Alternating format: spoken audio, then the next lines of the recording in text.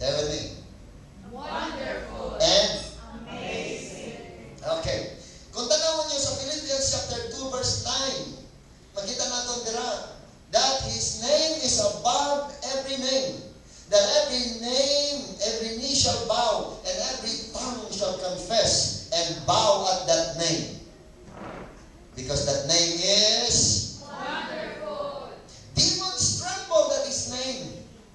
When they hear that name, they remember the person. When they hear that name, they tremble because that name resounds in the corridors of heaven and in the corridors of the earth.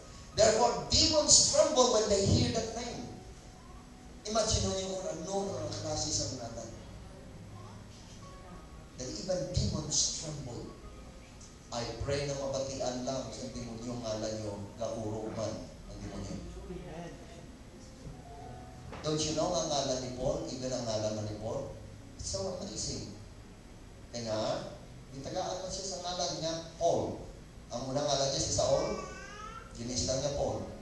Don't you know nga pati ngalan ni Paul because he is identified with the wonderful one, gakurog man ang demonyo sa iyo. Wherever he goes, may arang revival. Wherever he goes, may nag-riot bangod sa ang mga demonyo nagakurog-kurog because when Paul was there, because he is carrying the wonderful one. Di ba lang sa demonyo? Siya nag-cast out ng 7 sons of Siba, sila yung sa mga demonyo.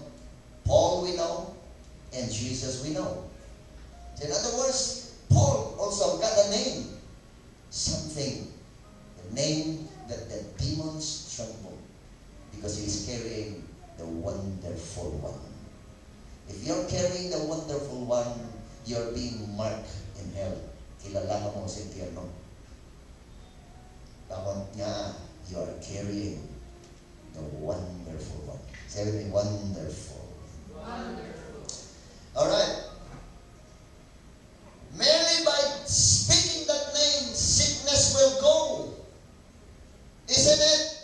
Wonderful. Amazing. When you speak that name, even sickness obey. Imagine his disciples is with him dito sa Galilee. Sa nagabaruto sila ya. Dito natutulog si Jesus sa likuran. Giling na sila sa balod. Ginahuyop sila sa mabaskog na hangin. By the way, kung tanawon yung Galilean Sea of Galilee, napapalibutan siya sa halos bukid. Naidalong siya yun. Matingala ka mga adi ng hangin mahalin. Dira ako na dira sa Galilee, there is a sudden change sa ilay ang mga pan, yung mga sa winds. Gulpi lang nagatuhaw ina siya.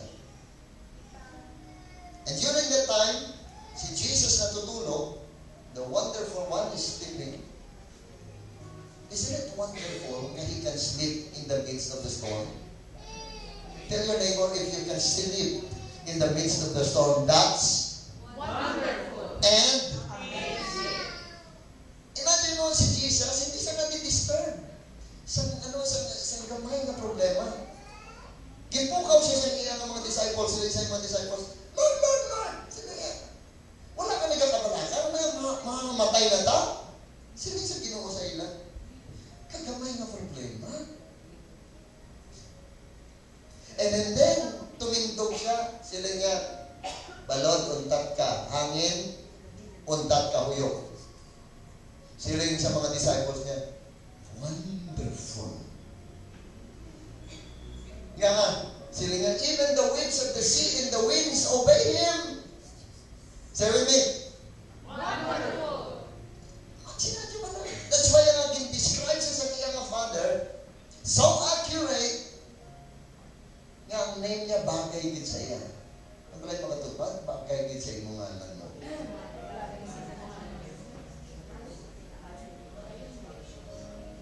That's why patulong ko ng ngalan ko nga Antonino.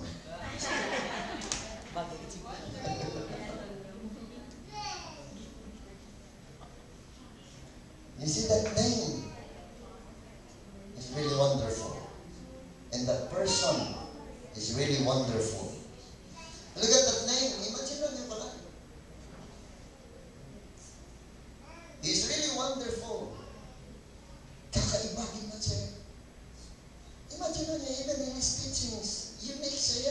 nare-revolutionize kita. Sila niya pag tinampak ka sa wala, ano hambal man? Ano hambal yan? Itaya mo ang? Eh, kamuya, pag tinampak mo sa wala. Malusay. Kasi sumbag ni Balos, no? Look at Jesus. He is really wonderful.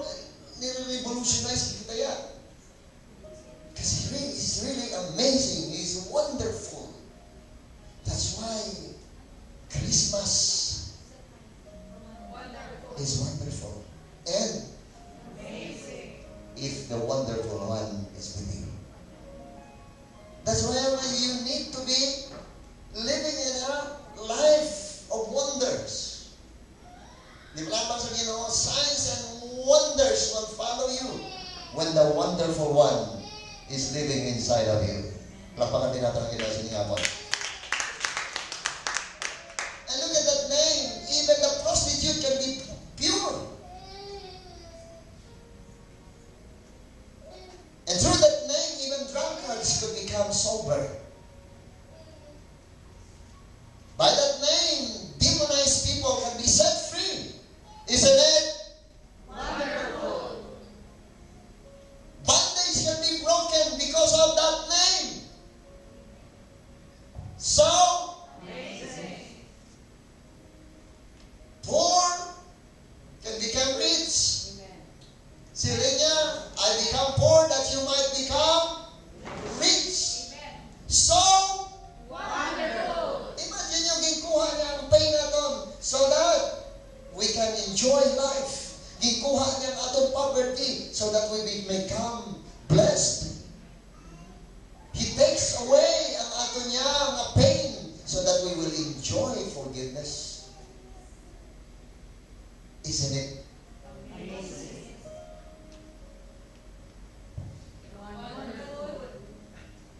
Dahil pagpuli niyo, pagka may problema, ang inyong expression ay Wonderful. ka, Amazing. hindi na, kuya, manta. Dulaon na naton na. Sugod-sugod, ang mga pamilya sa Great Harvest, ang expression ay ka. Amazing.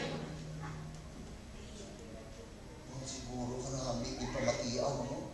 Sa katatibion, kapag ka may nagtestify, masili ang diri. Wonderful. Masili ang diri. Amazing. Nakaka-encourage siguro tumindog diri ka nga. Ang mabatian mo ay, Wonderful. you see, when you are with Jesus, you will be living a wonderful life. Because He is wonderful. And I'm encouraging you to be closer with the wonderful one. Blind eyes will be opened by speaking that word. Deaf can hear. Cripples can walk. Merely by speaking that name. It's really Wonderful.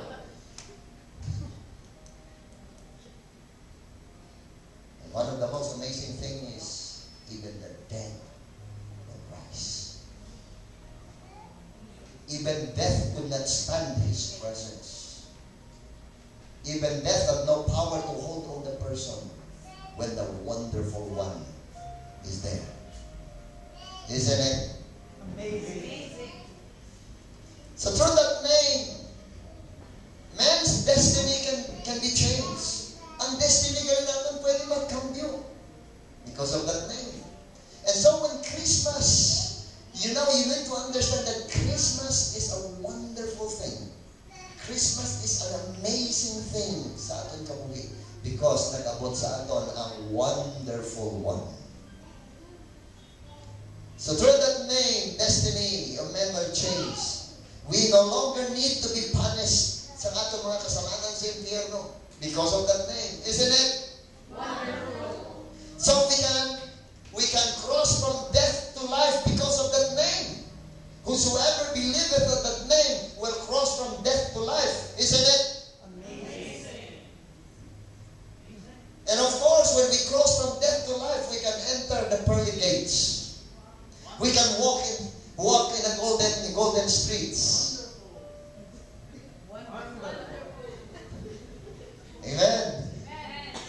You're learning. We can walk in the golden streets. We can enjoy great provisions because of that name. We can live in a mansion. Bisan tayo hayop-hayop balay mo diri sa bawah. Wonderful. Amazing. We can live eternally in glory and enjoy the place where there will be no sorrow and pain. Isn't it? Wonderful. That's why you need to understand that Christmas is a wonderful thing. Hindi petsa, hapon may namangkot sa pastor, ang 25 plus December, ang maganda ang Pasko, siling wiki. Most probably, kung hindi siya Marso, probably man siya, April siya, summer siya. Namangkot na isa kong anak. Sili niya pa, tibot mo sa lingon. Natawa mo si Jesus sa summer. Di, isang namatay siya. Sili ko summer man. Kaya tagi, di man ang adlaw sa time. Di lang sa krus si Jesus. But the thing is, it's not only the name behind the name, but the person behind the name. Because that person is not only named wonderful, but he is really wonderful. And listen, hindi ako magpalawig-lawig. God has given us a wonderful gift. And that gift is an eternal gift. And that gift never ceases. Isn't it? Wonderful. Now remember, when you give a man a fruit, it is only a one-time gift. But when you give a man a tree, ang tree nga na maghahatag sa gift sa tao, padayon. Now listen to me. God has given us a living tree. God has given us an eternal gift. Hindi ka mo magkasubo, wala man ka mo sa nabatong subungan ni siyempre. It's alright. Kaya nga, you have already received the gift, which is eternal gift. And that gift is listen to me. The best gift that we can give to a person is not just a one-time gift. I thank God for the people who have blessed me this month. The Lord will bless them. The Lord will bless you. But listen to me. The best gift na mahatag natin is not material things. The best gift na mahatag natin is the wonderful gift. I pray nga makahatag ka mo sa mga tao that could make their life Wonderful. You see, ang gift na may hatag niyo that could make their life wonderful is to give them a wonderful gift, which is the wonderful one, Jesus Christ, Son of the living God. Because they will no longer live in poverty. They will no longer live in lack. They will no longer live in fear. They will no longer live and be victims of the enemy or victims of Satan or victims of sickness, infirmities. They will no longer live in bondage. They will no longer live in a broken kind of life because God can make them whole because of that gift.